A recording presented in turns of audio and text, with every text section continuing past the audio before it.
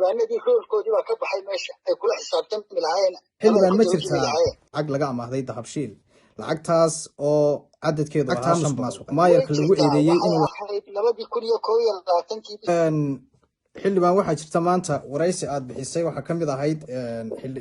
maayar ugu horeyn golaha deegaanka degmada Burco imika sanad iyo 9 bilood muddo ah baa xildhibaan Maxamuud Shimbir Cashuur xildhibaan soo dhawow waa dhawahay xildhibaan ugu horeyn golaha deegaanka degmada Burco imika sanad iyo 9 bilood muddo ah baa xilka hayseen bulshada Burcana waxay idin soo dhaweysay si ballaaran aad baad u mahadsan tahay waa su'aal wanaagsan haddii aan ku soo dhawaado kulley bulshada markii nala doortay isbeddelka iyaga aad bay u soo dhaweeyeen maadaama dad aqoon-yahana oo dhalinyaro ah oo laga filayo in ay horumar u soo kordhinayaan degmada ayaanu ahay hamigii iyo dee hadafkii aanu lahayna wuu nagu jiraa laakiin waxaa caqabad nagu noqday dee soomaalidu waxay tidhaahaa barasho horteed hayneen maayarka aanu hoggaanka ka dhigannay oo ahaa dee nin dhalinyaro ah oo da'diisu aad u yar tahay laakiin markii hore dee firfircooni badinu nooga muuqatay ayaa noqday ninkii aanu moodaynay noqon waayey markaa xaggii hoggaankii baa caqabadda nagaga timi baan kusoo ururin karnaa xildhibaan waxaa jirta maanta waraysi aad bixisay waxaa ka mid ahayd maayarku waa maayarkii ugu liitay ee soo mara Burco fiican wax alla wax bareefadahoo noo dhexeeya oo labadayada dhib ahoo u dhexeeya ama aanu kala tabanaynaa ma jirto maayarka iyo anigu laakiin marka aan leeyahay waa kii u liitay waxa weeye dee nin aan soo hubsaday oo jabad la soo galay oo jidiin la cunay oo 19 bilood aan la soo shaqaynayey oo tirbiica iyo tuur walba aan islahaa ka toosi oo maanta aan guuska jooga ayuu noqday isku haynaana waa danta gobolka dan aniga ii gaara ma iyo degmada aan naloo soo doortay xildhibaan waxaa jirtay inaad xalayto bartaada page Facebook ama sida bulshada Burcaba ay xalayto ay baahinayeen inaad qoraal dheer soo saartay qoraalkaas oo ahaa oo aad ku bilowday nin weyn sidoo wax og yahay wax ma sheego nin reer weyn iyo naag ka umulisay midna sidoo wax u og yahay waxba uma sheego had iyo jeer Soomaalidu been way sheegtaa been ma mahmaahdo murtida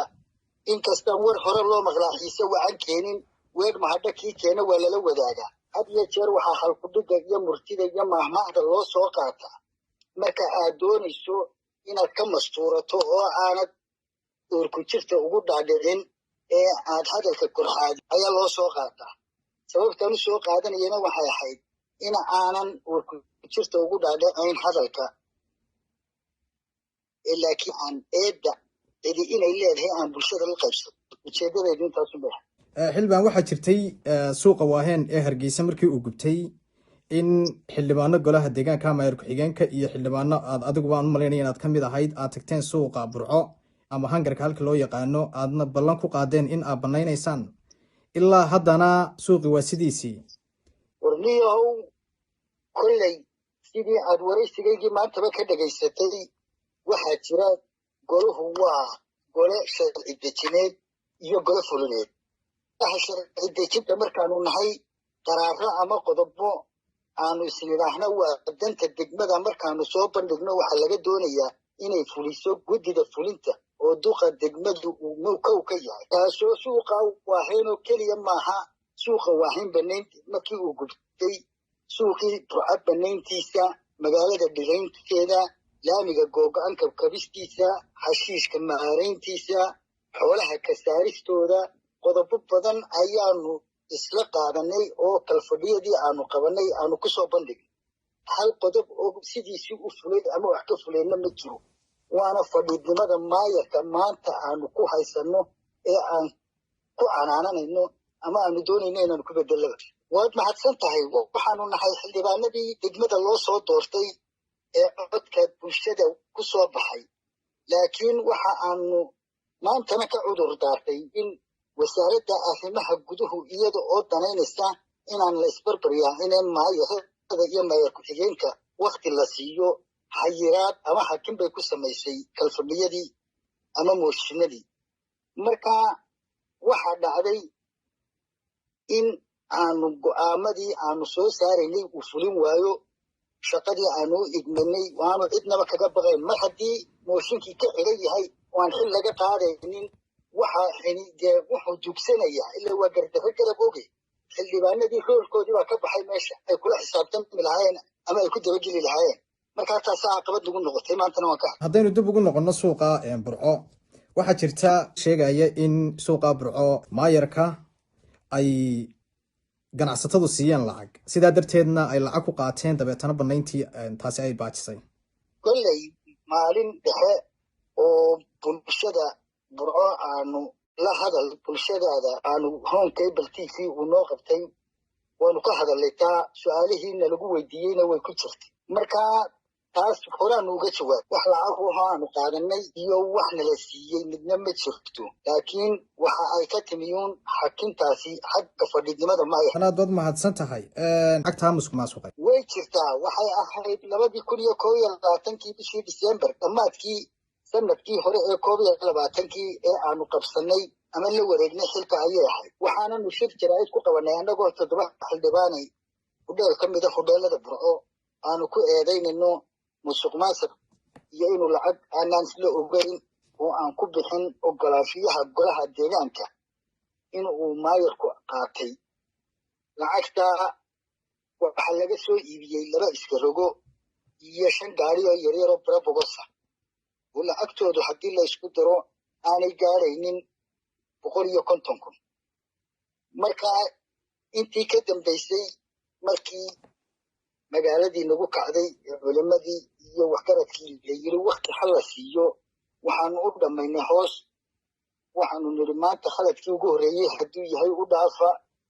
waanu daynay wixii aanu markaa musuqmaasuqii aanu ku sheegaynayna waanu kala xisaabtino. lacagtii waxaa lagu qabtay dano degmadu leedahay wixii ka soo haray gaadiid. marka halkaa wixii markii aanu maalintaa saxnay, fadhigaanu ku saxnay, kalfadhigii baanu ku saxnay. lacagtiina waxay noqotay lacag aan laysku ogeyn markii hore. khaladkiina wuu qaatay ilaa bara saabka iyabaana soo dhex galay madaxdii gobolka. taasi waxay ahayd arrin laga soo gudbay, waanay jirtay. maalintaana horaan uga hadal. markaa sida hadalkaaga ka muuqata, idinkaan ogeyn 12kiina mudane kale ayuu maayarku lacagtaa soo qaaday.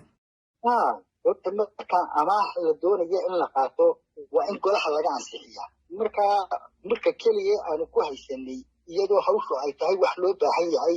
ansixin la-aanta iyo ogaan la-aanta golaha ayay ahayd waxaanu ku haysanay. waayo xildhibaan, aad baad u mahadsan tahay. xildhibaan, muddo 2 sano ku dhow baad joogtaan gobolkii burco. waa sidii aad ugu timaadeen qashinkii bulshada burco maalin walba way soo sawirayaan, miidiyahaanu ka aragnaa. sanadkaa iyo 9kaa bilood mise waxaa qabateen baa jira? maya aad baad u mahadsan tahay, laakiin in dadka wakti la siiyo wakti baanu siinay. maayarka duqa magaalada waktigii ugu wanaagsanaa baanu siinay, marka laga reebo hal maalin oo aanu saxaafadda kala hadalnay. sanadkaa iyo 9kaa bilood hareeraha iyo garbahaanu lahayn, laakiin wax dheg u jalaqsiini kuma jirin. wax aan marka aad leedahay maxaa qabateenna, sida aanu horeba u sheegnay, waxqabada oo aanu burco ka qabanay halba yaraatee ma jirto. haddii aan kuu soo ururiyo, waxaanu nimi sanadkii 21 bishiisii 5aad baana la doortay. dowlad deegaankii hore naga horreeyey waxa uu lahaa miisaaniyad 3 bilyana iyo qorshe sanadeed ay u qorsheeyeen in ay magaalada wax kaga qabtaan. iyagoo aan sanadkii markaa u bilaabmay baa laga joojiyey saxeexyadii iyo shaqadii. markii anagu aanu kala wareegnay wixii ay balangareeyeen ee u qorshaysnaa oo 5 wado iyo xanaanada dhoobana ay ka mid ahay, ayaanu anagu dhammaystiray sanadkaa 21 qorshe sanadeedkoodii iyo miisaaniyadoodii iyo shaqadoodii ay iyagu ka tageen baanu dhammaystiray. 5 wado ee imaka aanu ku faarnaa waa tii golihii naga horreeyey uu sameeyey ama miisaaniyadiisa uu ansixiyey. laakiin anagu sanadkii 2022 ee aanu fadhiisanay miisaaniyadeedii ugu horeysay ee 45 milyan ahayd ee aanu ansixinay shantii wade aanu qorshaynay wadada khasabka oo imaka 5 bilood diiditaalay oo xiran mooye wax allaala waxaanu qabanay ma jiro. waxaa jirta magaaladii Burco imika way ballaaratay meel qashinka lagu soo qubi jiray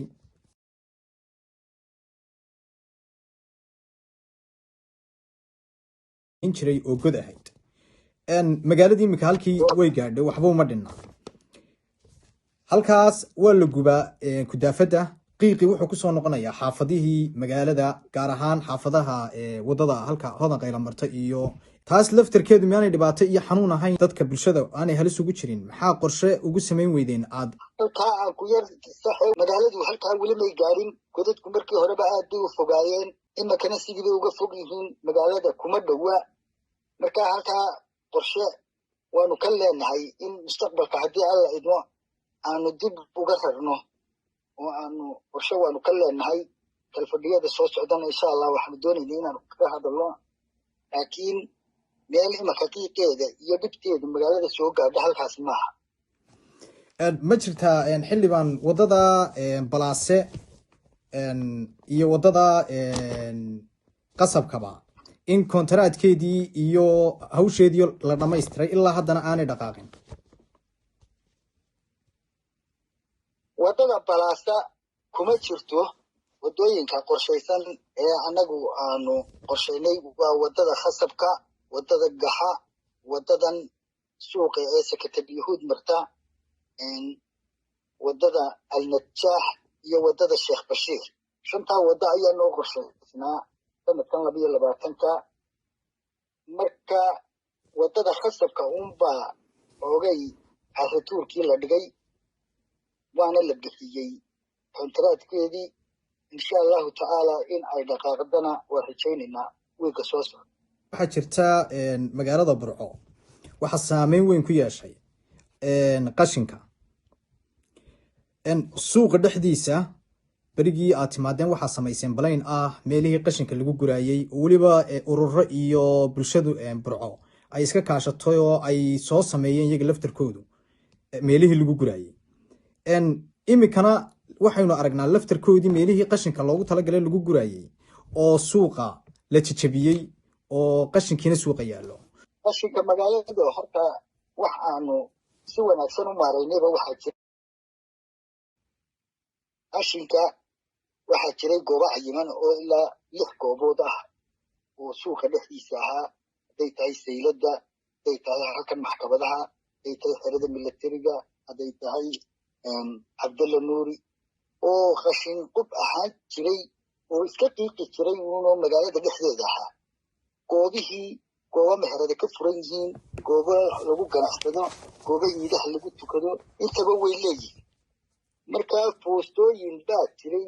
haddii aanu soo noqdo taada waa burburay aad sheegaysaa waxaan ujeedaa aad u jeedaa waan filayaa inay yihiin foostooyinkiina caqabad kalaa ka hortimiyo neefka baktiga ah baa lagu riday bisada gaarigu jiiraa lagu riday meher si aanaan ugu talagelin baa loo isticmaalay markaa dayac badan oo ku yimi lafteeda oo bulshada xaggeeda kaga yimi ayaanu u hakinay lafteeda in laga daayo foostooyinkii oo gaariga un lala sugo qashinka xildhibaan waad mahadsan tahay xildhibaan waxaa jirtay in golaha deegaanku ay yiraahdeen waxaanu ka saaraynaa xoolaha magaalada ariga iyo geelaba ilaa haddana ma jirto dee ari iyo geel laga saaray oo dee Burco geel iyo arigiba waa joogaa taa laftarkeeda maxaa sabab u noqday go'aamadii fulin la'aantii duqa degmada ayaa sabab u ahayd wax kale oo dhib ahoo isoo taagay ma jirto marbaa jirtay aanu dib u yar dhignay oo inta abaari soo noqotay aanu niri intaan mar dambe ka fadhiisanay wax loo yarkaadiyo 6 bilood 6 bilood dambe markay dhamaadeenna fulintiibaa waxba suuro gelin weyn xildhibaan guntiga gabagabadii baynu ka jirnaa ayaan dhaweyd waxaad soo saarteen qaraar araaqo dee miidyahana la soo geliyey oo inaad cashuurta ama taariifada aad ku dallacdeen magaalada waxaa jira taariifada aanu soo baraha bulshada aad ku arkaysay waxay ahayd mid waxba kama jiraana dacaayad in la 3 laabay in la 4 laabay waayo marka qorshe la isla soo qaato qorshihii isagoo oo aan la isla gaarin oo goluhu ansixinin ayaa si khaldan dibadda ugu baxday marka waanu sheegnay waxaanu nidhi 40% baa ardiyada la kordhiyey 40% kaas ayaa goluhu gacanta u taagay oo ansixiyey wixii aan gola ansixinna waxba kama jiraan xildhibaan waad mahadsan tahay aad iyo aad baad mahadsantahay waana kaaga mahad celinayaa sida aad waraysiga nooga ogolaatay aad baad mahadsantahay xildhibaan adiga